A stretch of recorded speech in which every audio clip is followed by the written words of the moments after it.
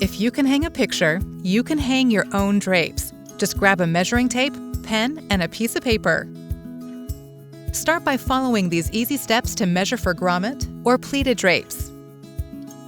First, measure the width of your window.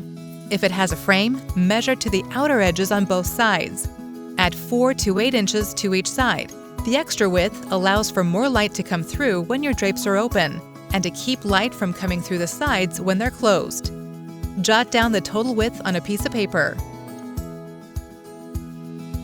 To measure the height or length you need, decide first how high you want to place your drapery rod. A minimum of 4 and maximum of 12 inches above the top of the window is recommended. Pleats and grommets are included in the length of your drapery. If you're measuring for grommet-style drapes, measure from the top of the rod down to where you want the bottom of the panel to hang. For sill-length drapes, measure the height from the rod position to the top of the sill. If you want them to hang slightly below the sill, add an inch or 2 to your measurement.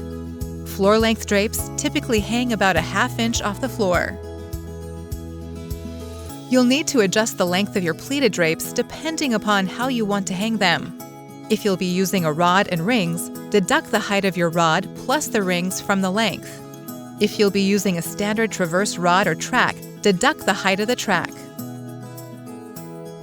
For either style, if you want your drapes to puddle on the floor, add 1 to 10 inches or more to the length to create the luxurious look you like.